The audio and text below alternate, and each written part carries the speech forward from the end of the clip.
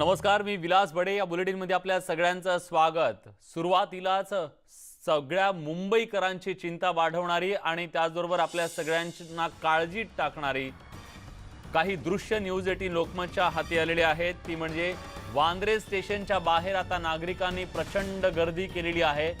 आपल्याला आपल्या मूळ गावी जाऊ दिलं जावं अशी या सगळ्यांची मागणी आहे.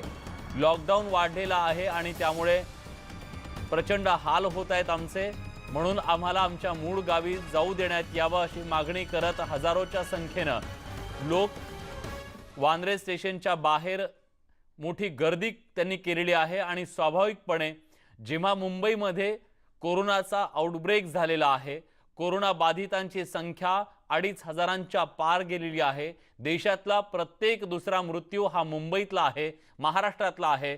अशा वेळी अशा प्रकारे सोशल डिस्टन्सिंगचं उल्लंघन करत लोक रस्त्यावर येणं आणि गर्दी करणं हे निश्चितपणे सगळ्या प्रशासनाच्या समोरचं एक मोठं आव्हान आहे. आणि हे आव्हान मुंबईकरांची, महाराष्ट्राची नव्हे देशाची चिंता वाढवणारे आहे. हे दृश्य आपल्या सगळ्यांची काळजी वाढवणारे दृश्य आहेत आणि स्वाभाविकपणे सगळ्या यंत्रणांच्या वर सुद्धा बोट ठेवणारी आहे. देशभरामध्ये इतका लॉकडाऊन असताना सुद्धा ही गर्दी जमलीच कशी, जाणून घेऊयात. आपल्या सोबत आपले प्रतिनिधी अजित मांढरे आहेत. अजित, का हे लोक जमले आणि कसे जमले? विलास, आपल्याला माहिती आहे की 14 एप्रिलला लॉकडाऊन जो आहे तो संपणार होता आणि त्या अनुषंगे मुंबईतला जे बांद्रा स्टेशन आहे त्या ठिकाणी असंख्य जे परराज्यातले नागरिक आहेत ते त्या ठिकाणी जमलेले आहेत.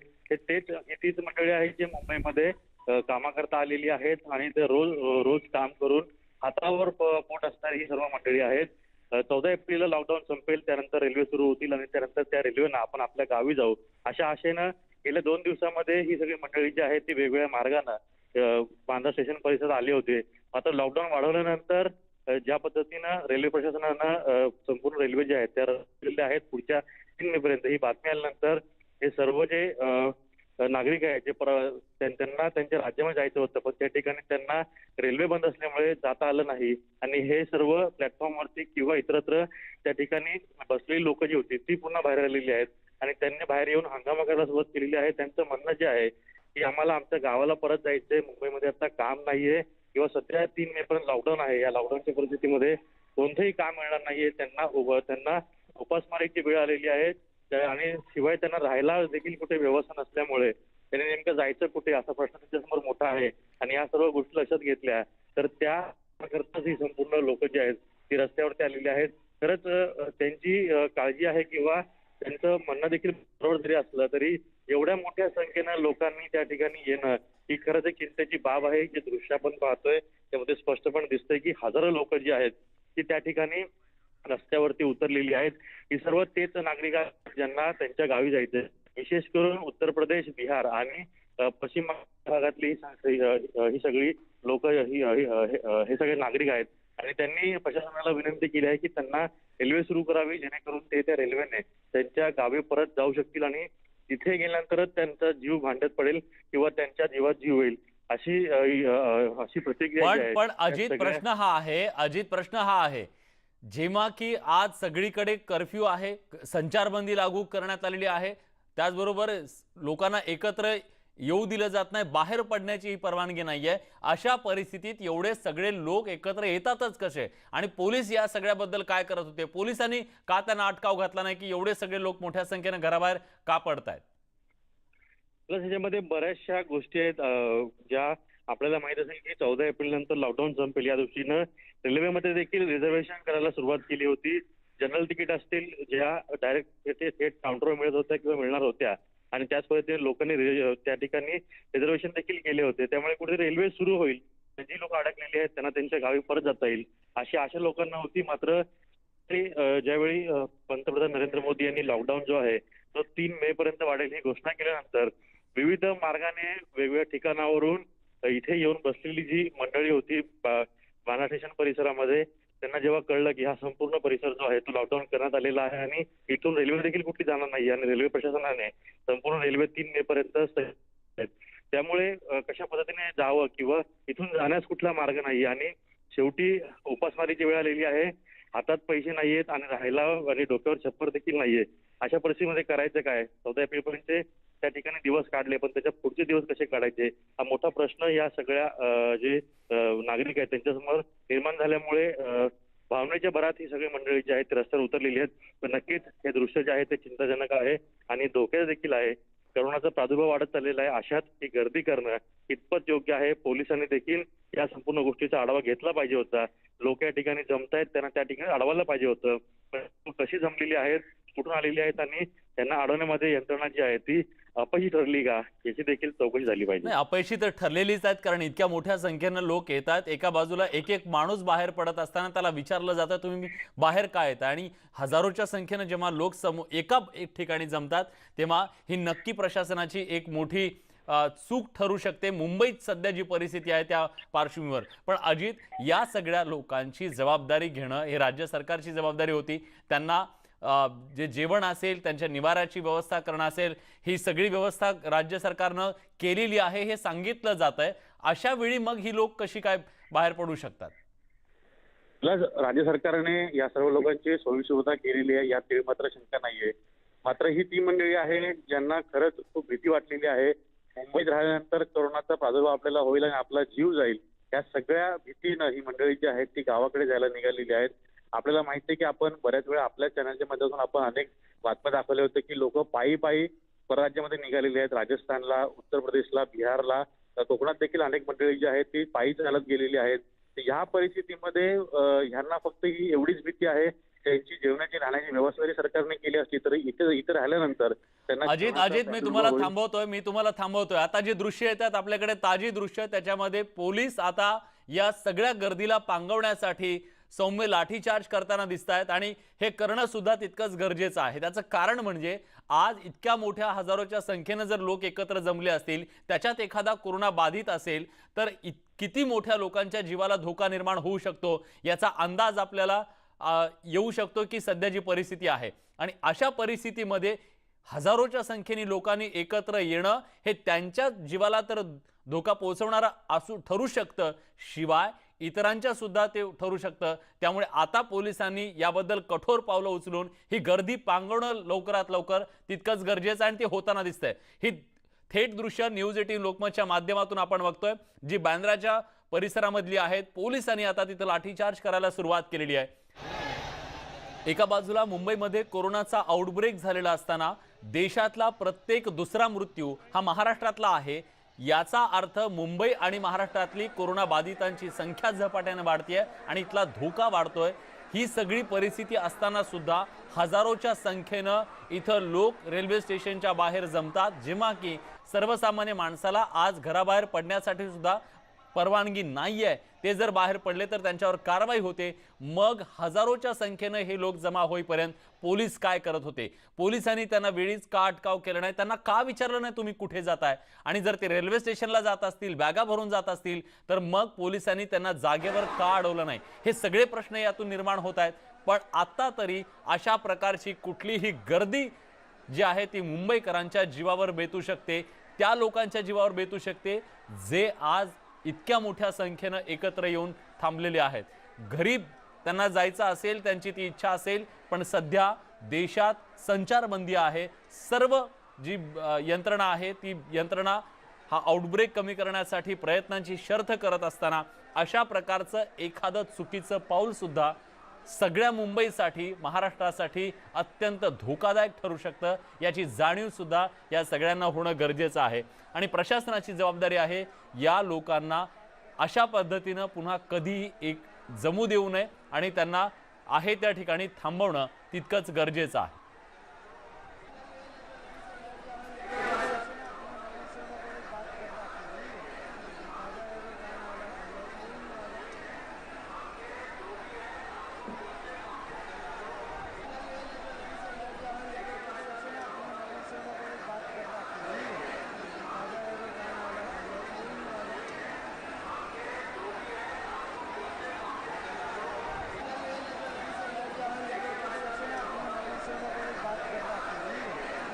मुंबईतल्या वांद्रे स्टेशनच्या बाहेरची ही दृश्य अत्यंत धक्कादायक आणि चिंताजनक अशी ही परिस्थिती म्हणावी लागेल, जेव्हा की मुंबईमध्ये कोरोनाचा जो प्रसार आहे, फैलाव आहे, तो दिवसागणिक वाढत चाललेला आहे. रोज नव्या रुग्णांची 100पेक्षा जास्त रुग्णांची भर पडतीये आणि ही संख्या एका बाजूला आटोक्यात येत नाहीये. मृतांचा आकडा 100च्या पुढे गेलेला आहे. अशा परिस्थितीमध्ये मुंबईतल्या एका अशा परिसरात बांद्र्याचा हा परिसर आहे, हा तोच परिसर आहे जिथं मोठ्या संख्येनं कोरोना बाधित समोर आलेले आहेत. आणि या परिसरामध्ये इतक्या मोठ्या संख्येनं जर लोक एकत्र येत असतील तर हे मुंबईसाठी अत्यंत चिंताजनक आहे. पोलीस तिथं आता दाखल झाले आणि त्यांनी ही परिस्थिती नियंत्रणात आणण्यासाठी जमावाला पांगवण्याचा प्रयत्न केलेला आहे. सौम्य लाठीचार्ज सुद्धा केलेला आहे. पण ही परिस्थिती का निर्माण झाली? का इतके हजारो लोक एकत्र येईपर्यंत प्रशासन हातावर हात धरून बसलं? का त्यांना वेळीच रोखलं गेलं नाही? याची चौकशी सुद्धा होणं तितकंच गरजेचं आहे. आणि अशा प्रकारच्या घटना भविष्यामध्ये टाळणं गरजेचं आहे, कारण आजच लॉकडाऊन जे आहे देशभरातलं ते 3 मे पर्यंत वाढवण्यात आल्याची घोषणा देशाच्या पंतप्रधानांनी केली. राज्याचे मुख्यमंत्री उद्धव ठाकरे यांनी तर या आधीच राज्यातलं लॉकडाऊन 30 एप्रिलपर्यंत वाढवल्याचं सांगितलेलं होतं आणि ही परिस्थिती तरी सुद्धा निर्माण झाली. आता आपल्या सोबत राज्याचे वैद्यकीय शिक्षण मंत्री अमित देशमुख आहेत. देशमुखजी, स्वागत आहे तुमचं न्यूज 18 लोकमतमध्ये. स्वाभाविकपणे प्रत्येक मुंबईकरांच्या काळजाचा ठोका चुकवणारी हे दृश्य आहेत. काय सांगाल, काय ही परिस्थिती निर्माण झाली असेल मुंबईमध्ये आणि यात दोष कुणाचा वाटतोय? मला असं वाटतं की हे चित्र मी आता आपल्याकडं चॅनलवर पाहतोय. खरं म्हणजे भीतीचं वातावरण दुर्दैवानं सामान्य माणसाच्या मध्ये पाहायला मिळत आहे. खरं म्हणजे त्यांनी मुंबईमध्ये एवढं सुरळीत सगळं लॉकडाऊन सुरू असताना मी आजही आपल्या या चॅनलच्या माध्यमातून मुंबईकरांना, विशेषतः वांद्रेकरांना आव्हान करू इच्छितो की आपण जर लॉकडाऊन नाही पाळलं तर आपण आपल्या अडचणींमध्ये वाढ निर्माण करणार. आज मुंबईमध्ये हे खरं आहे की रुग्णांची संख्या ही दिवसेंदिवस जी काही आपल्याला माहिती मिळते आपल्या चॅनलच्या माध्यमातून रोज 100 रुग्ण कोविड पॉझिटिव्ह आढळत आहे. पण ही संख्या वर्ल्ड हेल्थ ऑर्गनायझेशनच्या आणि एकंदरीत वैद्यकीय मानकं जी आहेत याच्यामध्ये खूप मर्यादित आहे. कारण मुंबईची लोकसंख्या जर आपण पाहिली आणि त्या लोकसंख्येच्या आकड्यानुसार आपण खूप चांगल्या पद्धतीने कोविड-19चा मुकाबला केलेला. खरं म्हणजे आज हे चित्र आपल्याला पाहायला मिळत आहे हे अनावश्यक होतं, त्याची आवश्यकता नव्हती. त्यांनी आपल्या घरातच राहायला हवं होतं. कदाचित लॉकडाऊन वाढवण्यात आलं यामुळं त्यांच्या मनामध्ये भीती बसली असावी. पण मला खात्री आहे की मुंबईचे पोलीस, मुंबईचं महसूल प्रशासन आणि तिथले लोकप्रतिनिधी आणि पालकमंत्री यामध्ये निश्चित लक्ष घालतील आणि यातनही मार्ग निघेल. मला असं वाटतं की घराबाहेर पडणं आणि असा जमाव करणं हे कोणाच्याच हिताचं नाही आहे. खरंय, हे खरं म्हणजे वांद्रेकरांनी समजून घ्या. नक्कीच. बांद्रा स्टेशनच्या बाहेरची ही गर्दी आपल्या सगळ्यांची चिंता वाढवणारी आहे. आता आपल्यासोबत गिरीश महाजन आहेत, भाजपचे नेते. महाजनजी, स्वागत आहे तुमचं न्यूज 18 लोकमतमध्ये. मुंबईकरांच्या काळजाचा ठोका चुकवणारे हे दृश्य तुम्ही तुमच्या स्क्रीनवर बघत असाल. अशा पद्धतीनं जेव्हा की या देशामध्ये लॉकडाऊन आहे, राज्यातलं लॉकडाऊन 2 दिवसापूर्वीच वाढवण्यात आलेलं आहे, सर्वसामान्य माणसाला घराबाहेर पडायची परवानगी नाही आहे, अशा परिस्थितीत सुद्धा हजारोच्या संख्येनं लोक जेव्हा स्टेशनच्या तिथं जमतात, गर्दी करतात, तेव्हा पोलीस काय करत होते हा सवाल जर विचारला तर मग त्यात वावगं काय?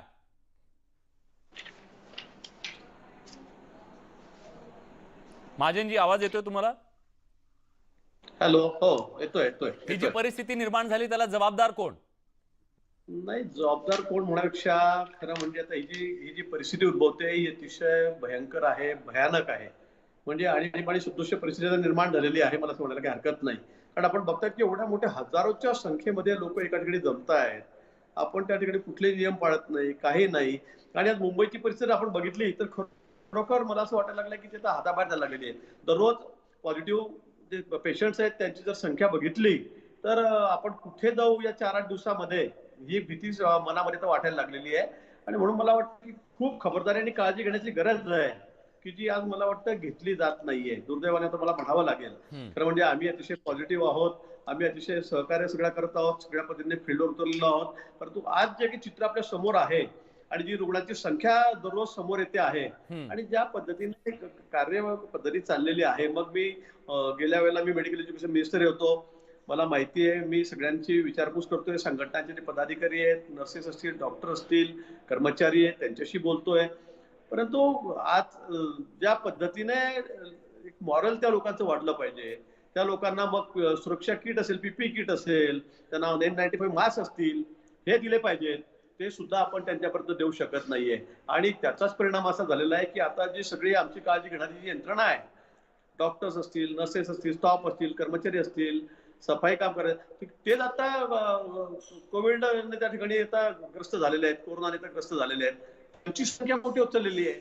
आणि म्हणून आता पुढे आम्हाला धोका हा आहे की जर आमच्यावर उपचार करणारे, आमची काळजी घेणाऱ्या लोकांना जर त्या ठिकाणी असं व्हायला लागलं, आपण त्यांचीच काळजी घेणार नसू, तर मग पुढे आमच्यावर उपचार करणार कोण आहेत? कारण ही संख्या दिवसेंदिवस वाढत चाललेली आहे.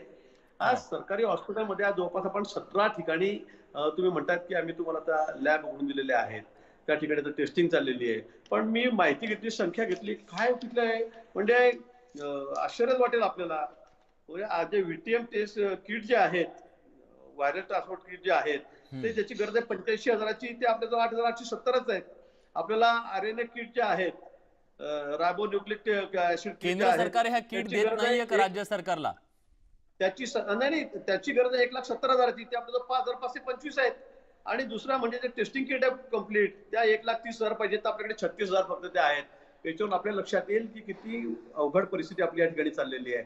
आणि देशामध्ये आपण बघतोय की महाराष्ट्र आपली जी संख्या आहे ती दिवसेंदिवस वाढत चाललेली आहे. ती इतकी झपाट्याने वाढते की पुढे आता होईल काय, हा प्रश्न तुमच्या आमच्या सगळ्यांच्या समोर या ठिकाणी आहे. आणि म्हणून मला वाटतं की या ठिकाणी या सगळ्या नियमाचं उल्लंघन अजिबात होता कामा नये. ते सगळं सोशल डिस्टन्सिंग जे आहेत ते त्या ठिकाणी पाळलं गेलं पाहिजे, त्याच्यामधलं अंतर पाळलं गेलं पाहिजे. जे अतिशय महत्वाच्या मार्गदर्शक सूचना आहेत त्या या पाळल्याच गेल्या पाहिजेत. त्यासाठी कठोर थोडी कारवाई करायला लागली तरी चालेल. पण आपण मुंबई सारख्या गर्दीच्या ठिकाणी जर एवढी लोक जर एका ठिकाणी जमायला लागलेत आणि आम्ही जर काहीच करणार नसू, तर मग मात्र पुढे सगळे हाताबाहेर जाईल. कारण आमच्याकडे एवढे हॉस्पिटल, एवढी यंत्रणा, एवढा स्टाफ, एवढे व्हेंटिलेटर, एवढी मशिनरी आमच्याकडे नाहीये की आम्ही सगळ्या गोष्टींना फेस करू. आज अमेरिका असेल, आपण बघा इटलीची अवस्था आज काय झालेली आहे, किती वाईट अवस्था त्या ठिकाणी आहे. आणि म्हणून मला वाटतं अजूनही आपल्याला संधी होती. माननीय पंतप्रधानांनी अतिशय लवकर हा निर्णय घेतला, लॉकडाऊन त्यांनी केलं, अजूनही वाढवलेलं आहे. परंतु त्याचं तंतोतंत पालन या ठिकाणी झालं पाहिजे. डॉक्टरांचं मॉरल, स्टाफचं मॉरल, नर्सेसचं मॉरल हे आपण वाढवलं पाहिजे, त्यांना मदत केली पाहिजे. इथे काही मला वाटतं दुर्दैवाने मला आज ते काही दिसत नाहीये. आपण आता बघता बसलो, टीव्हीवर बोलू, सांगू, तुम्ही आम्ही लढू, तुम्ही आम्हाला साथ द्या, सगळं खरं असलं तरी पण जे यंत्रणा आमची काळजी घेणारी आहे त्यांना काहीतरी तुम्ही दिलं पाहिजे. अन्यथा त्यांचं मॉरल जर एकदा डाऊन झालं तर मग बरोबर आहे, त्यांचं मॉरल डाऊन होता कामा नये. अशा प्रकारच्या गोष्टींमधून तर निश्चितपणे आपल्या सगळ्यांनी धडा घेणं आणि त्याचं चिंतन करणं गरजेचं आहे. आता आपल्यासोबत राज्याचे माजी मुख्यमंत्री पृथ्वीराज चव्हाण आहेत. चव्हाण साहेब, स्वागत आहे तुमचं न्यूज 18 लोकमतवर. तुम्ही टीव्हीवर बघितलं असेल जी दृश्य, जी मुंबईकरांची नाही सगळ्या देशाची चिंता वाढवणारी हे दृश्य आहेत. जेव्हा त्या बांद्र्यामध्ये जिथं आउटब्रेक झालेला आहे कोरोनाचा, त्याच ठिकाणी अशा प्रकारे हजारोंची गर्दी जमते, जेव्हा की सर्वसामान्य माणसाला घराबाहेर पडायची परवानगी नाहीये. कुठे चूक झाली, कुणाची चूक झाली वाटतं?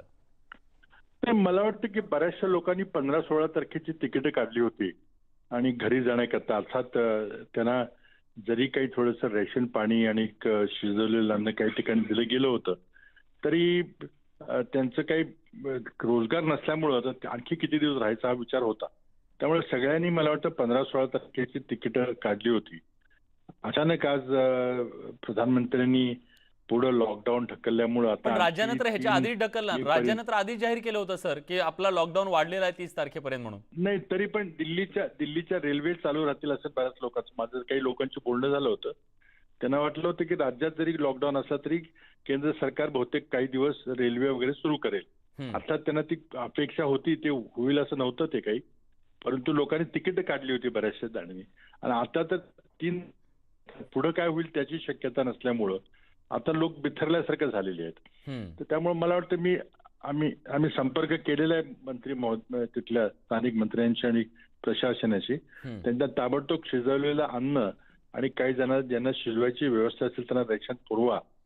आणि मला वाटतं शासनाने गंभीर विचार केला पाहिजे. काही ठिकाणी स्पेशल बसेस घेऊन काही पाठवता येईल का? कारण आता ही दुधारी तलवार आहे. इथं ठेवायचं म्हणणं तर ही लोक मग गर्दीमध्ये असणार काय करताय. ठीक आहे संध्या. हॅलो सर हॅलो बोला सर बोला. मग हे दुधारी शस्त्र आहे, इथं ठेवलं तर लोक सारखीच आपसात भेटत राहणार, बाहेर जायचा काही गैरमार्गानं घरी परत जायचा प्रयत्न करत राहणार. त्यामुळं एकदम एखादी बसेसची सेवा करून किंवा एखादी विशेष रेलगाडी करून जर काही UP बिहारला पाठवलं लोकांना तर मला वाटतं हा एक मार्ग. पण सर एक अत्यंत महत्वाची बाब याच्यातली अशी आहे की जेव्हा अशा बसेस निघतील, दिल्लीतलं उदाहरण बघितलंय सर आपण, जर उद्या बसेस निघतायत असं कळलं तर मुंबईमध्ये माणूस कोणी राहणार नाही. लाखोंच्या संख्येनं आपल्याला माहित आहे हे सगळी लोक निघतील उद्या. कोकणात लोक निघतील उद्या, मराठवाड्यात निघतील, विदर्भात निघतील, देशाच्या कानाकोपऱ्यात लोक निघतील. सरकार कुणाकुणाची व्यवस्था करणार आणि मुंबईतला कोरोना देशभर न्यायचा का? नाही तर ते खरं आहे ते. पण जे लोक ज्यांना UP बिहारला जायचं अशा काही लोकांच्या बसेसची व्यवस्था करणं हा एक मी मगाशी म्हटल्याप्रमाणे दुधारी आहे. एक सोडायचं का काय? कारण शेवटी काय की मुंबईची गर्दी जी आहे तो एक टाइम बॉम्बच आहे. त्यामुळे आता बांद्राला झालं, धारावीला आणखी काही घडलं तर वगैरे प्रश्न आहे. त्यामुळे प्रशासनानं नुसत्या पोलीसच्या बळावर हे सगळी गर्दी थांबवणं हे शक्य होणार नाही. त्यातून त्यांना तिथं तुम्हाला वाटतं आता संपूर्ण मुंबईमध्ये SRP लावली पाहिजे किंवा आता मिलिटरीला बोललं पाहिजे? नाही, मिलिटरीला अजून बोलवायची काही गरज नाही. मला वाटतं आता ते परत गेले, त्यांना समजावून सांगून ते परत गेलेले आहेत. म्हणजे पुढचा काळ आपल्याला 3 तारखेपर्यंत हे थोपवायचंय. 3 तारखेपर्यंत थोपवायचं. बरोबर आहे. आता त्यांना जर अन्नधान्य जर मिळालं, रेशन जर मिळालं तर कदाचित ते थांबतील. पण तरी पण आता काय झालं बघा, परदेशात आपले 50,000 भारतीय परदेशात अडकलेले आहेत. आपली विद्यार्थी जे शिक्षक इतर गेले त्यांना परत यायचंय. मोठा कोणीही हा फार सोपा उपाय आहे लॉकडाऊन करणं असं कोणाचंच मत नाहीये. पण हा एक दुर्दैवी म्हणजे आता ह्याच्याशिवाय काही पर्याय नाही अशी परिस्थिती असल्यामुळे ते करावं लागतं सगळं. बरं, धन्यवाद सर, तुम्ही ही सविस्तर प्रतिक्रिया दिली त्याबद्दल. आता आपल्यासोबत राज्याचे माजी मुख्यमंत्री पृथ्वीराज चव्हाण होते. आणि ही सगळी परिस्थिती बांद्र्यातली आहे. मुंबई बाहेरच्या आणि मुंबईतल्या सुद्धा लोकांना हे सांगणं गरजेचं आहे का हे धोकादायक आहे. जेव्हा की 3 ते 4 माणसं सुद्धा एकत्र येणं आज कोरोनासाठी खूप धोकादायक गोष्ट ठरू शकते. पण अशा वेळेस हे सगळं घडतंय त्या बांद्र्यामध्ये. आता आपल्यासोबत जे मान्यवर पाहुणे आहेत त्यांच्याकडून सुद्धा प्रतिक्रिया जाणून घेण्याचा आपण प्रयत्न करूया. पण तत्पूर्वी जी परिस्थिती आहे ती परिस्थिती नियंत्रणात आणण्याचा सुद्धा तिथं प्रयत्न सुरू आहे आणि लाठीचार्ज सुद्धा काहीसा तिथं पोलिसांना करावा लागला. त्यामुळे आता ही गर्दी काहीशी दुसऱ्या दृश्यामध्ये आपल्याला दिसते की पांगलेली दिसते आणि ही गर्दी पांगवण्यासाठी पोलिसांना बळाचा वापर सुद्धा करावा लागलेला आहे. डॉक्टर समीर चंद्रात्रे आता आपल्या सोबत आहेत. सर, बांद्रा जे हॉटस्पॉट आहे मुंबईतलं कोरोनाचं, त्या हॉटस्पॉटमध्ये रेल्वे स्टेशनच्या बाहेर जमलेली हजारोंची गर्दी किती धोकादायक म्हणायचं याला?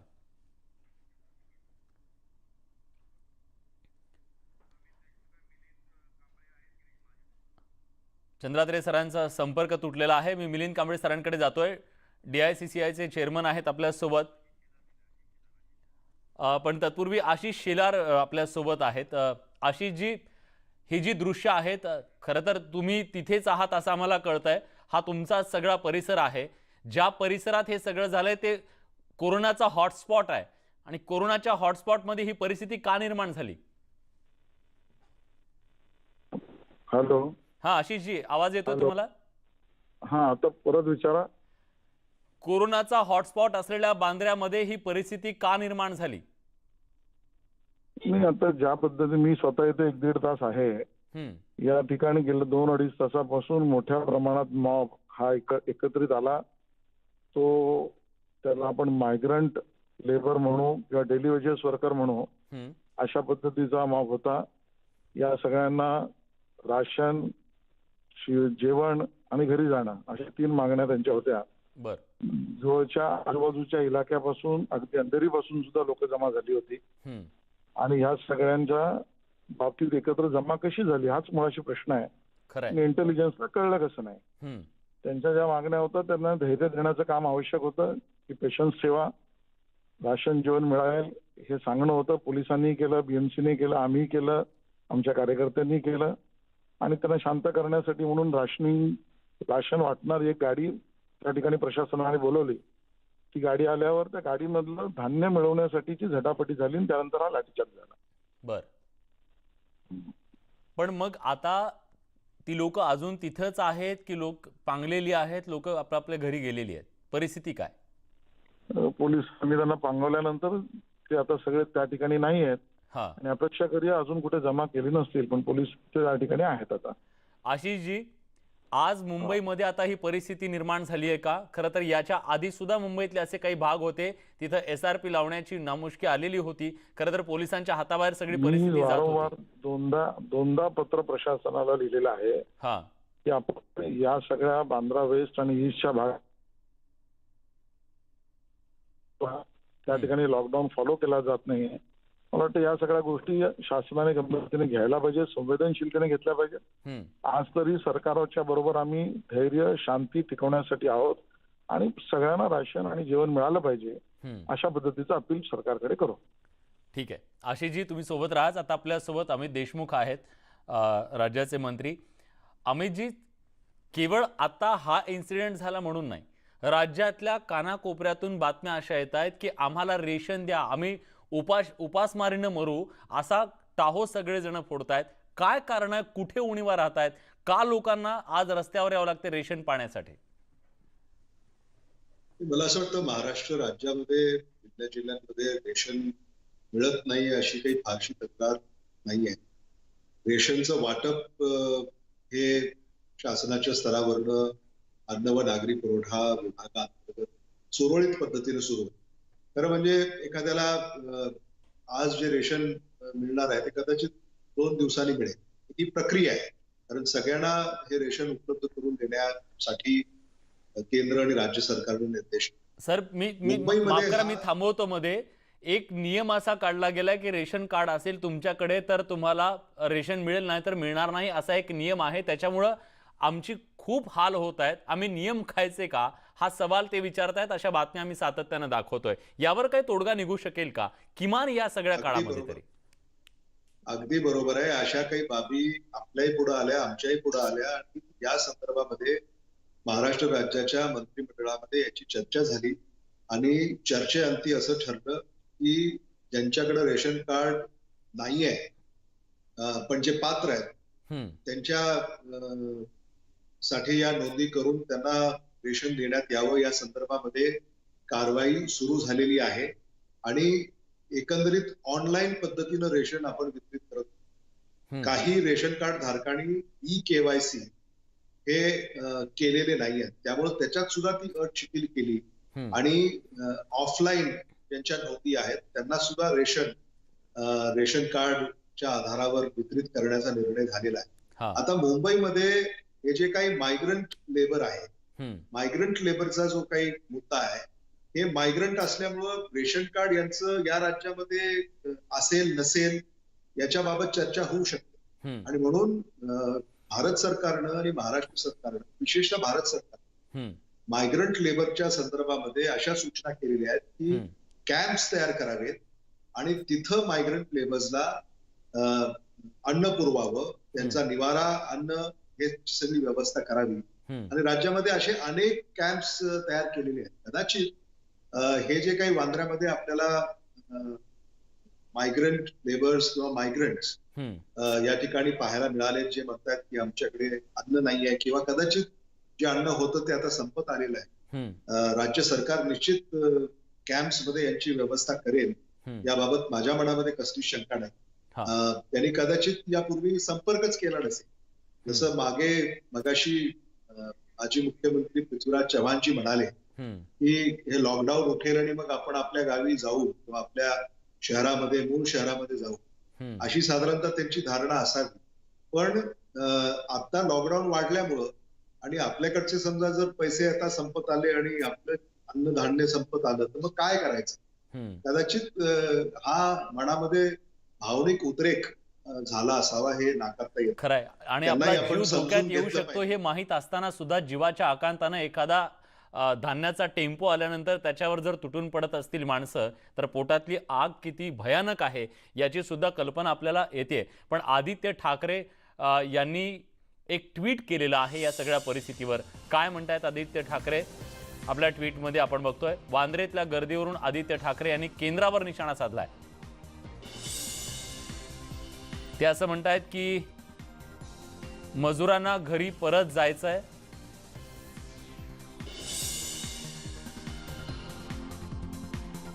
वांद्र्यातल्या गर्दीवरून आदित्य ठाकरेंनी केंद्रावरती निशाणा साधलेला आहे.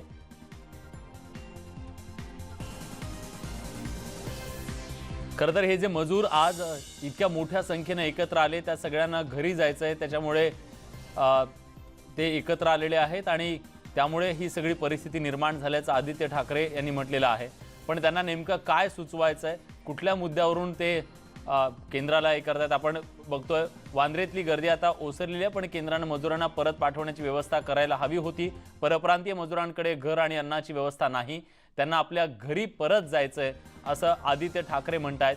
याचा अर्थ आदित्य ठाकरे असं म्हणतायत का की या सगळ्यांना मुंबईतून बाहेर पाठवलं पाहिजे आणि तशी व्यवस्था केंद्रानं करायला हवी असं त्यांचं म्हणणं आहे का? बाबा सिद्दीकी आता आपल्या सोबत आहेत. या परिसरातले ते महत्त्वाचे राजकीय नेते आहेत. बाबाजी, काय परिस्थिती आहे आता तिथली आम्हाला सांगा आणि ही परिस्थिती कुणामुळे का निर्माण झाली तेही सांगा. ऐसा है कि लोगों को ऐसा था कि उनको था कि 14 तारीख को जाएंगे. अब वो 14 तारीख होगी तो ये बोलते हैं कि हमको चल के घर जाना है. तो ये हिसाब से परिस्थिति ऐसी हो गई है. पण महाराष्ट्रातलं लॉकडाऊन वाढलेलं आहे हे मुख्यमंत्र्यांनी 2 दिवसापूर्वी स्पष्ट केलंय. हेलो चौबे जी. हेलो चौबे जी, हाँ बोलिए. हाँ सिद्दीकी जी, आवाज येतोय तुम्हाला? नहीं, हम वहां रुके हुए हैं मनोज शर्मा जी के साथ में. हम प्रयास कर रहे हैं इनका कोई लीडर. ठीक आहे. काहीतरी ते दुसरीकडे बोलतायत, त्याच्यामुळे आपला आवाज त्यांच्यापर्यंत पोहोचत नसेल कदाचित असं समजूया.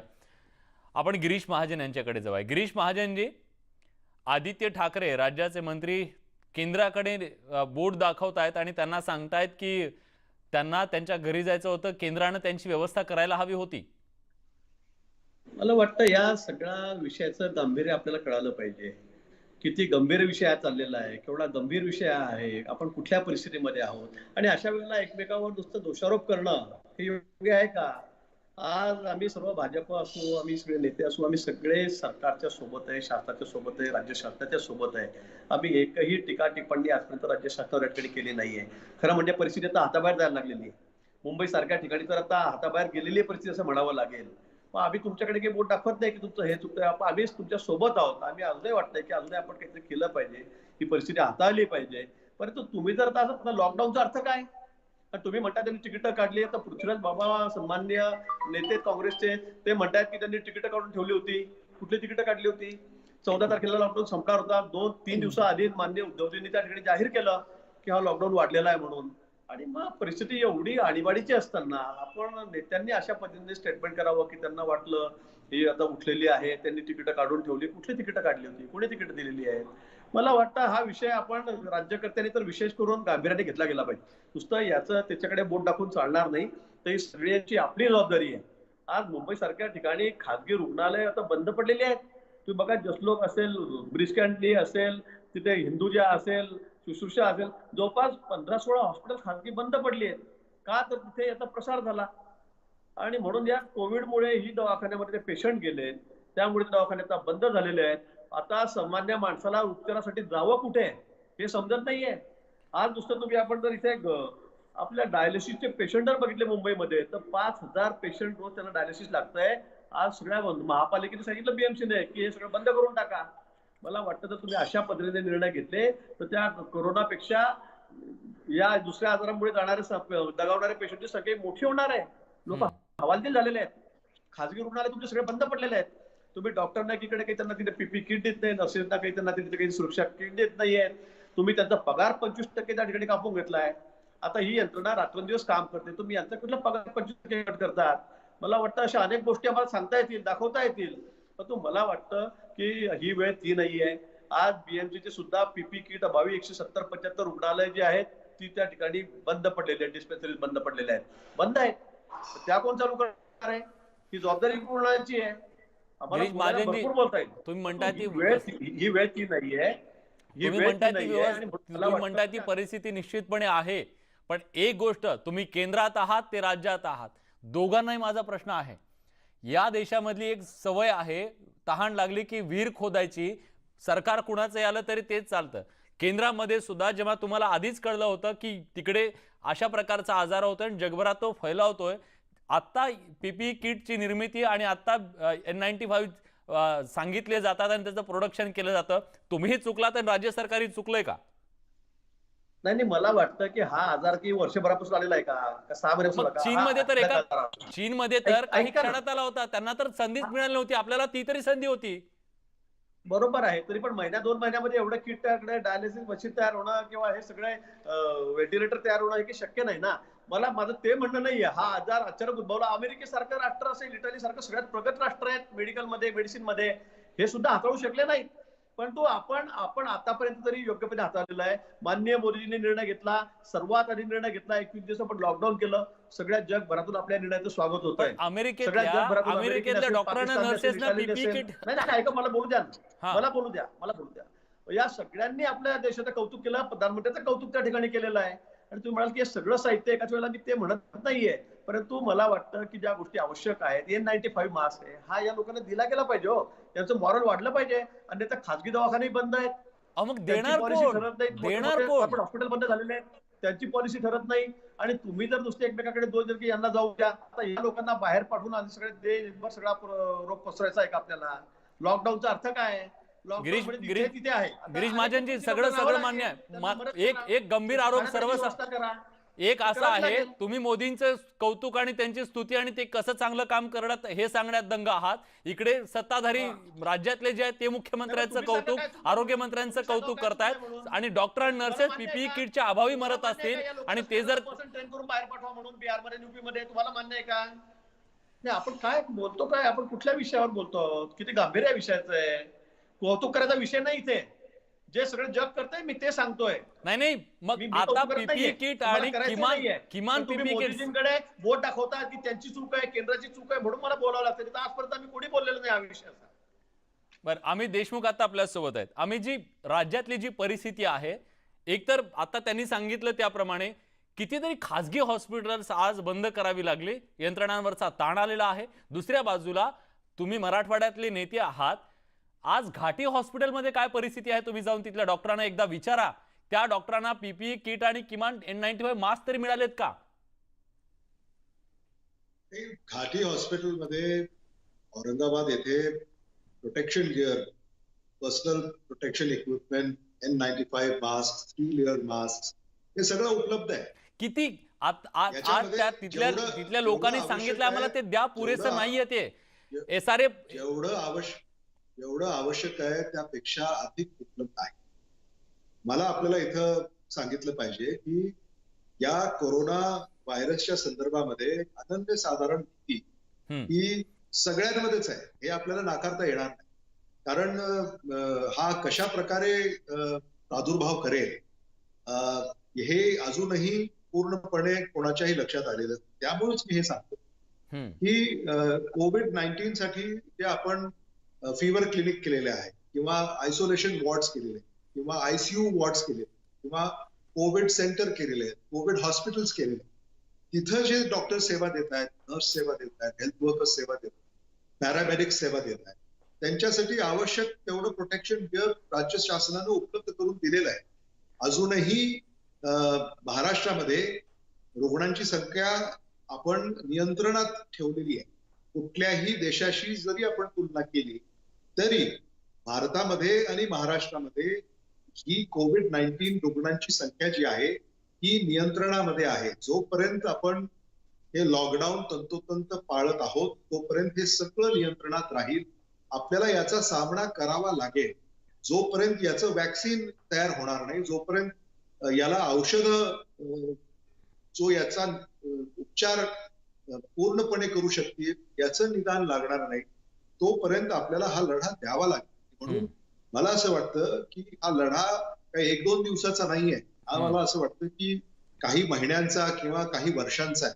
हे असंच काही दिवसामध्ये हे सगळं संपुष्टात येईल असं माझं मान्यता नाही. आणि कुठल्याही तुम्ही संशोधकाला विचारा, वैद्यकीय अधिकाऱ्याला, डॉक्टराला विचारा, वैद्यकीय क्षेत्रामध्ये जे काम करतात, वॅक्सिनचं संशोधन सगळीकडे सुरू आहे. भारतामध्ये सुरू आहे, महाराष्ट्रामध्ये सुरू आहे, जगभरामध्ये वॅक्सिन लवकरात लवकर तयार व्हावं या संदर्भामध्ये काही अभ्यास आणि काही संशोधन सुरू आहे. मला असं वाटतं की आता हे सगळे आरोप प्रत्यारोप करण्यापेक्षा, बरोबर आहे, हे आरोप प्रत्यारोपातून आपण बाहेर आलं पाहिजे, पण ज्या उणिवा आहेत त्याच्याबद्दल पण आपण बोललं पाहिजे. आता आपण थेट जातोय, दृश्य आपल्याकडे जे आलेत, आपण ऐकूयात नेमकी परिस्थिती तिथे काय होती, काय सांगितलं गेलं या सगळ्यांना. लेकिन ये वक्त हर जगह पूरे इंडिया में, पूरे वर्ल्ड में हो रहा है. आज मस्जिद बंद करना पड़ी, चर्च बंद करना पड़ा, काबा मक्का शरीफ मक्का बंद, काबा की तरह हज नहीं होगा इस वक्त 1 साल. तो ये बड़ी बात नहीं है. तुम लोग जो ये कर रहे हैं, ठीक है, तकलीफ है, तकलीफ हो रही है, मैं समझ सकता हूँ, लेकिन हम ईमान वाले हैं, ये अल्लाह की तरफ से है. अगर जो बोल रहे हैं ये अल्लाह की तरफ से नहीं, वो ईमान वाला नहीं है. बोलो, अल्लाह की तरफ से है क्या? नहीं. तो फिर अगर अल्लाह की तरफ से है तो हमारा काम क्या है?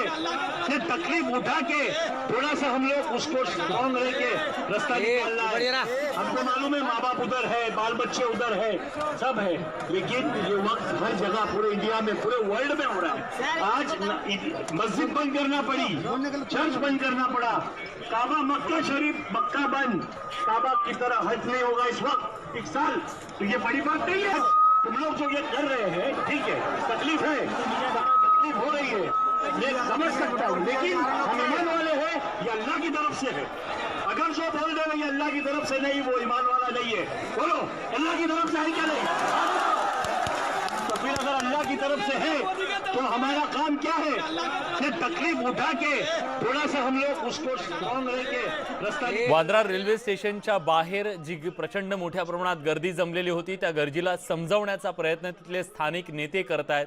ते सांगतायत की ही परिस्थिती आता जगभर आहे आणि या परिस्थितीला आपल्याला सामोरं जावं लागेल. अडचणी निश्चित आहेत, पण आपल्याला अशा प्रकारे एकत्र येऊन चालणार नाही, अडचणींवर मात करावी लागेल, तुम्हाला इथंच राहावं लागेल, असं तिथले स्थानिक नेते सांगतात. खूप चांगली गोष्ट आहे की अशा वेळी परिस्थिती नियंत्रणात आणण्यासाठी कुणाला तरी पुढाकार घ्यावा लागतो. आपल्यासोबत मिलिंद कांबळे आहेत, मी त्यांच्याकडे बराच वेळ झाला गेलो नाही. कांबळे सर, जी परिस्थिती आत्ता तुम्ही मुंबईतली बघताय, आपल्या यंत्रणांची या परिस्थितीशी लढतानाची त्याची रिॲक्शन बघताय, तुम्ही समाधानी आहात या सगळ्याबद्दल? खरंच आम्ही या सगळ्या परिस्थितीवर नियंत्रण मिळवलेलं आहे आणि पुढे सुद्धा नियंत्रण मिळवू, हा आशावाद आहे तुमच्याकडे अजून सुद्धा? खरं म्हणजे लोकांना थोडं नीटपणे समजावून सांगण्याची आवश्यकता आहे. सगळ्यात महत्वाचं मला या ठिकाणी नमूद जे करायचं आहे, हा जो सगळा मायग्रंट लेबर फोर्स जो आहे, जो आपल्या राज्यामध्ये काम करतो आणि त्यामुळे आपली इंडस्ट्री चालते, त्यामुळे आपल्या इकॉनॉमीला त्याचा एक मोठा हातभार आहे. त्यामुळे त्यांच्याकडे रेशन कार्ड आहे नाही हे बघत बसण्याची आत्ता वेळ नाही. त्यांच्याकडे आधार कार्ड आहे, ते इथे मुंबईत राहतात, मायग्रंट लेबर आहेत, भारताचे नागरिक आहेत, त्यामुळे आणि तिथल्या इंडस्ट्रीला हातभार लावतायत, त्यामुळे इंडस्ट्री चालते. विशेषतः मुंबईमध्ये हे यूपी, बिहार, वेस्ट बेंगॉल मधून मोठ्या प्रमाणामध्ये लेदर आणि लेदराईट प्रोडक्ट्स जे आहेत त्याच्यामधले मोठ्या प्रमाणात लेबर आहेत. टेक्सटाईल सेक्टरमध्ये काम करणारे मोठ्या प्रमाणात लेबर आहेत, कन्स्ट्रक्शन मधले लेबर आहेत. हा जो अनऑर्गनाइज सेक्टर जो आहे, त्या अनऑर्गनाइज सेक्टर मधल्या लेबर मध्ये हा उद्रेक होणं हे अतिशय धोक्याचं आहे असं मला वाटतं. कारण एकमेकावर जबाबदारी झटकून चालणार नाही. लॉकडाऊनच्या काळामध्ये जे फूड सप्लाय चेन जी आहे ही एसेन्शियल सर्व्हिसेस मध्ये घेतली पाहिजे. जसं आपण मेडिकल सेवा किंवा फार्मास्युटिकल हे जसं आपण एसेन्शियल सर्व्हिसेस मध्ये घेतलेलं आहे, तसं फूड आणि फूड सप्लाय हे सुद्धा एसेन्शियल सर्व्हिसेस मध्ये घेतलं पाहिजे. आम्ही पुण्यामध्ये 2 किचन चालवतोय आणि त्या 2 किचनच्या माध्यमातून दररोज 2100 लोकांना आम्ही फूड सप्लाय करतोय शिजवलेलं, आणि त्याचबरोबर 300 ते 400 दररोज आम्ही रेशन किट लोकांना सप्लाय करतोय. 26 तारखेला जेव्हा मी पुणे प्रशासनाशी बोललो तेव्हा हेच बोललो की ज्या लोकांचं हातावरचं पोट आहे त्या लोकांना आपणाला फीड करावं लागेल. लॉकडाऊन मध्ये ठीक आहे, लॉकडाऊन आहे हे ठीक आहे, लोक 8 दिवस राहतील, 15 दिवस, आता 19वा दिवस आहे, हे लोक राहिली आतमध्ये घरामध्ये, परंतु धान्याने गोडाऊन्स भरलेले आहेत, त्याचा काय उपयोग आहे? ते गोडाऊन्स मधलं धान्य सप्लाय चेनच्या माध्यमातून मार्केट यार्ड मध्ये आलं पाहिजे, तिथून रिटेलर कडे गेलं पाहिजे आणि रिटेलर कडून लोकांकडे गेलं पाहिजे. हे रेशन वरती धान्य विकणं हे तर चालूच आहे, हे तर ठीक आहे, त्यांना मिळेल, पण बाकीच्याही लोकांना धान्य मिळालं पाहिजे ना. आज मी तुम्हाला पुण्यातली घटना सांगतो. तुम्ही पिंपरी चिंचवड मधल्या घटनेचा उल्लेख केला. पुण्यामध्ये 3 दिवस मार्केट कमिटी बंद होती, मार्केट यार्ड पूर्ण. का बंद होतं? तर तिथल्या जे कर्मचारी आहेत मार्केट कमिटीमध्ये काम करणारे त्यांना पोलिसांनी अडवलं. कुठेतरी सिव्हिल प्रशासन जे आहे आणि पोलीस याच्यामध्ये तारतम्य पाहिजे. पोलीस म्हणतायत पुण्यामध्ये की आपल्या तुमच्याकडे ई पास आहे का? आम्ही पोलीस कमिशनरनी सांगितलेलंच तेच मानू, आम्ही कलेक्टरनी किंवा पुणे महानगरपालिकेने सांगितलेलं मानणार नाही. हे कसं चालेल साहेब? आज जे हे पीपीई किट आहेत, हे पीपीई किट बनवण्यासाठी अनेक उद्योजक आज तयार आहेत. आता आम्ही पुण्यामध्ये एक टनेल बनवलेला आहे, डिसइन्फेक्शन टनेल, आणि तो सगळ्यांना सप्लाय करू आम्ही.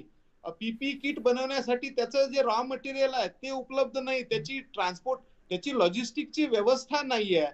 तर ह्या ज्या काही गोष्टी आहेत, फूड असेल, फूड प्रोसेसिंग असेल, आज आम्ही मसाल्याचे आज आम्ही रेशन किट देतोय, त्याच्यामध्ये 200 ग्रामचा मसालाचं पाकिट टाकून देतोय. विशाल चोरडियाला विचारलं, पुण्यात सगळ्यात मोठा मसाला उत्पादन होतो, तो म्हणतोय आउट ऑफ स्टॉक आहे पुण्यामध्ये मसाला.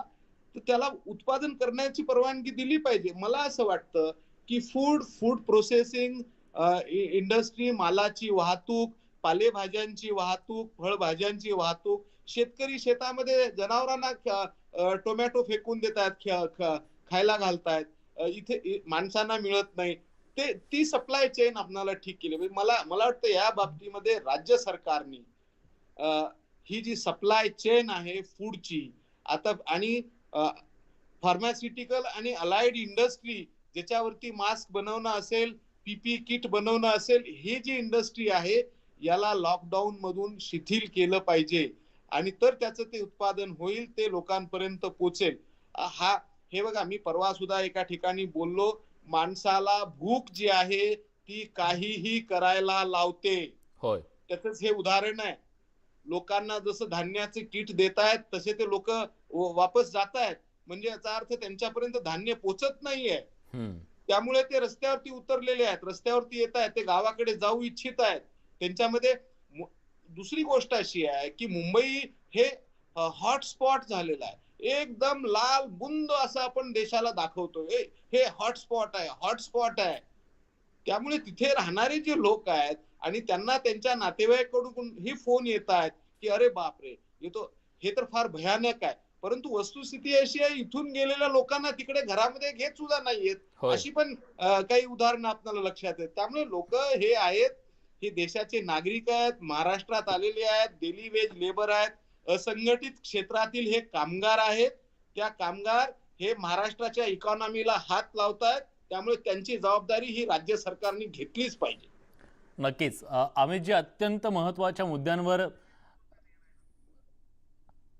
आपण अमितजींकडे जाऊया. करत असतील तर त्यांच्यावर कडक कारवाई करण्यात येईल. आतापर्यंत अशा लोकांवर 197 गुन्हे दाखल करण्यात आलेले असून 37 लोकांना अटक करण्यात आलेली आहे. तरी आपल्याला सर्वांना हात जोडून विनंती आहे की या बाबतीत आपण सर्वांनी पोलिसांना सहकार्य करावं.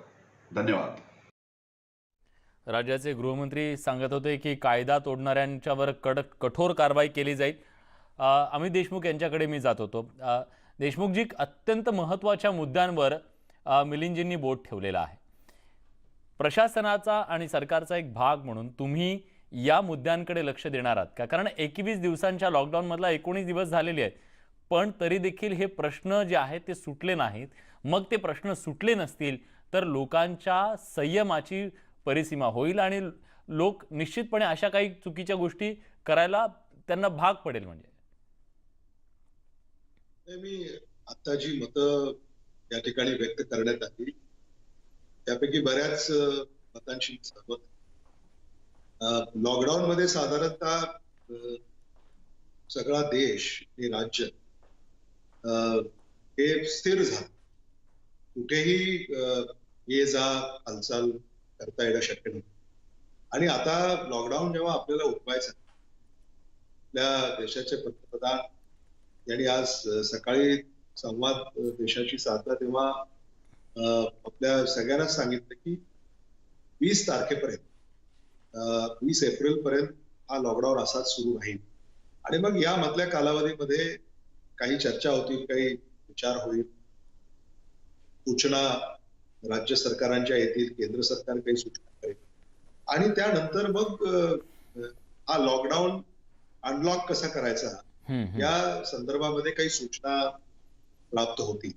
मला असं वाटतं की जसं त्यांनी आता सांगितलं की ऍग्रिकल्चर, फूड सप्लाय चेन किंबहुना शहरांमध्ये आता ज्या अत्यावश्यक बाबी आहेत त्या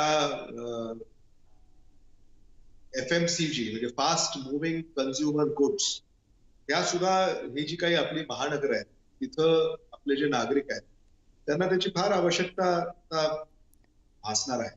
त्यामुळं फळं आहेत, भाज्या आहेत, अन्नधान्य आहे किंवा तेल आहे, डाळी आहेत, त्या FMCG म्हणजे फास्ट मुव्हिंग कन्झ्युमर गुड्स आहेत, वैद्यकीय सेवा आहेत, औषधं आहेत, या सगळ्या बाबीमध्ये थोडीशी सुलभता आता आपल्याला निश्चित आणावी लागेल. एका मुद्द्याकडे मला तुम्हाला तुमचं मत घ्यायचं आहे. आदित्य ठाकरे यांनी काही वेळापूर्वी जे ट्विट केलं ते असं म्हणाले की या सगळ्या मायग्रंटची व्यवस्था जायची करायला हवी होती. जर अशी ती व्यवस्था केली असती तर मुंबईत काय परिस्थिती निर्माण झाली असती? अगदी लातूरचं उदाहरण सांगायचं झालं तर 100 ट्रॅव्हल्स येतात लातूरहून मुंबईला. मग एवढी सगळी लोक तुम्ही तरी सामावून घेतली असती का लातूरमध्ये? नाही, लातूरमध्ये हजारोनी लोक राज्यभरातून लॉकडाऊनच्या अगोदर परतले. खरं म्हणजे प्रत्येक गावामध्ये जे लोक परत यायला लागले तेव्हा गावकऱ्यांनी सुद्धा त्यांना थांबवण्याचा प्रयत्न केला, पण ते आपल्या मूळ गावी आलेले आहेत, ते त्यांच्या गावाकडे आहे. मला असं वाटतं की आदित्य ठाकरे यांनी जे ट्विट मध्ये म्हटलंय त्याचा अर्थ आपण असा घेतला पाहिजे की हे जे मायग्रंट्स आहेत आणि हे मुंबईतच नाहीये, सगळ्या देशातल्या महानगरांमध्ये, मेट्रोपॉलिस सिटीज मध्ये लॉकडाऊन जे पहिल्यांदा घोषित करण्यात आलं ते म्हणजे अचानक घोषित करण्यात आलं.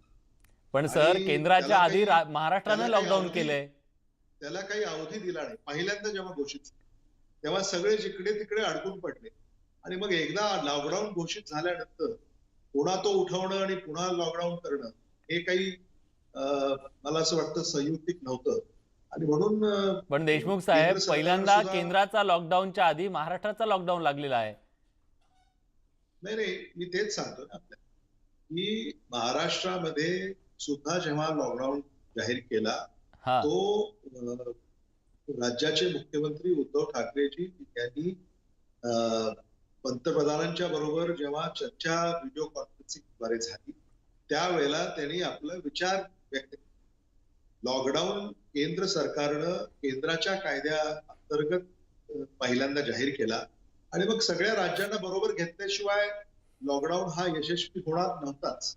त्यामुळं आताही हा लॉकडाऊन जो आता केंद्र सरकारनं जाहीर केला आहे, मला असं वाटतं की त्याचं पालन सगळेच करणार आहे. त्यामुळं आता या वादामध्ये न पडता आपल्याला या मायग्रंटसाठी, परप्रांतीय मजूर जे आहेत त्यांच्यासाठी आपल्याला काय करता येईल याकडे आपण लक्ष दिलं पाहिजे. आणि हा काही जसं आदित्य ठाकरे म्हणाले हा मुंबईचाच विषय नाहीये, हा सुरतमध्ये आहे, बँगलोरमध्ये आहे, हैदराबादमध्ये आहे, कलकत्त्यामध्ये आहे, दिल्लीमध्ये आहे. मला असं वाटतं की आणि आता तुम्ही पाहिलं की काय टीव्हीवर आपल्याला त्या लोकांनी समजून घेण्याचाही प्रयत्न केला आणि ते परत घरी गेलेले आहेत. मला असं वाटतं की सरकारला सहकार्य या काळामध्ये त्यांनी करणं हेच महत्वाचं आहे आणि त्यांना जे काही अन्नधान्य, राशन किंवा जेवणाची व्यवस्था जी करायची आहे, राज्य सरकार निश्चित त्याच्यात लक्ष घालेल आणि अधिक गतीनं या सगळ्या त्यांच्या अडचणी दूर करेल अशी मी खात्री देतो. सर, आम्ही स्क्रीनवर 2 दृश्य दाखवतोय. एक मुंब्र्यातली दृश्य आहे जिथं लोक रस्त्यावर आले, दुसरी बांद्र्यातली दृश्य आहेत. आता मुंब्र्यातली दृश्य सुद्धा आपल्याकडे आले आहेत.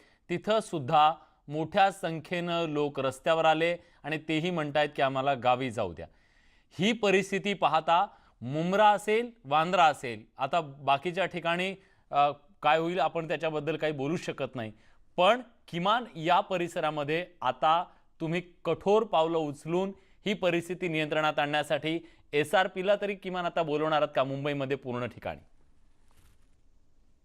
आताच गृहमंत्र्यांना आपण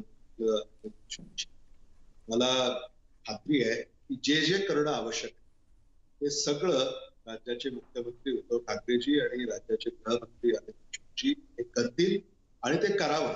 कारण आपल्याला आणखी सामान्य माणसाचा जीव हा जर कोणी धोक्यात घालणार असेल असं काही करून तर ते परवडणार नाही. कायद्यानं किंबहुना पहिल्यांदा प्रेमानं नंतर सक्तीनं हे आपल्याला करावं लागेल. अगदी शेवटचा प्रश्न, आपण थांबवतोय चर्चा. तुम्हाला वाटतं की आता वेळ आली आहे मुंबईमध्ये मिलिटरी बोलवायची? मला असं वाटत नाही की काही मिलिटरी बोलवण्याची वेळ आलेली आहे. मला असं वाटतं की ह्या सामान्य माणसाच्या मनामधला कलह आहे जो ज्याचा उद्रेक आज आपण पाहिला. त्यांनी आपल्या या सगळ्या अडचणी समजून ते घेतील. राज्य सरकार सुद्धा वेगवेगळ्या मार्गाने त्यांना समजवण्याचा प्रयत्न करेल. सगळे लोकप्रतिनिधी, मग ते खासदार असतील, आमदार असतील, नगरसेवक असतील त्या भागातले, ते त्यांच्याशी संवाद साधतील आणि ते आटोक्यात येईल असं मला वाटतं. मिलिटरी बोलवण्याची वेळ आली आहे असं मला स्वतःला वाटत नाही. पण मी जसं मगाशी म्हणालो की प्रेमानं नाही तर सक्तीनं आपल्याला लॉकडाऊन तंतोतंत पालन करावं लागतं. खरंय सर, अत्यंत महत्वाची बाब तुम्ही सांगितलेली आहे. आज जगावर आलेलं हे सर्वात मोठं संकट, ज्या संकटाचा आपण प्रत्येक जण, अखिल मानवजात याचा सामना करते आणि या सगळ्या परिस्थितीमध्ये एकमेव हत्यार आपल्या सगळ्यांच्या हातात आहे कोरोनाचा सामना करण्यासाठी, ते म्हणजे सोशल डिस्टन्सिंग आणि त्याच्यासाठी लॉकडाऊन लावलेलं आहे. त्याचं पालन होणं गरजेचं आहे हजारो लाखो लोकांचे जीव वाचवण्यासाठी. अडचणी अनेक आहेत, पण त्या अडचणी आपल्याला मात करावी लागेल. आपला जीव वाचवण्यासाठी आपल्याला त्या अडचणींवर मात करावी लागेल. हे समजून घेणे तितकंच गरजेचं आहे आणि जिथं पोलीस कमी पडतील तिथं आणखीन कठोर पावलं उचलून त्याचं अंमलबजावणी करणं गरजेचं आहे. कारण कुणाच्या काही चुकांमुळे इतर लाखो लोकांचे जीव धोक्यात येऊ शकतात. ही 2 दृश्य मुंबईकरांची नव्हे, महाराष्ट्राची नाही, देशाची चिंता वाढवणारे आणि स्वाभाविकपणे ही धक्कादायक दृश्य आज मुंबई आणि ठाण्यातल्या मुंब्र्यामधून आली, जी टाळणं खूप गरजेचं होतं. दोन्ही ठिकाणी मोठ्या संख्येनं कोरोना बाधित रुग्ण समोर आलेले आहेत आणि अशा परिस्थितीत जे हॉटस्पॉट म्हणून समोर आलेले आहेत, अशा हॉटस्पॉटमध्ये जिथं 2 माणूस घराच्या बाहेर सुद्धा येऊ शकत नाही, अशा ठिकाणी हजारोच्या संख्येनं जर गर्दी जमत असेल तर हे अत्यंत जीवघेणं आहे आणि हे जीवघेणं कृत्य निश्चितपणे पोलिसांनी टाळायला हवं होतं. हजारोच्या संख्येने लोक एकत्र येऊ द्यायला नको होते. कुणाची चूक झाली हे भविष्यात त्या सगळ्या गोष्टी चौकशीतून समोर येतील, पण भविष्यात तरी किमान अशा गोष्टी टाळणं हे प्रशासनाच्या समोरचं, सरकारच्या समोरचं, राज्य असो की केंद्र असो, त्यांच्या समोरची सगळ्यात मोठी ही जबाबदारी आहे.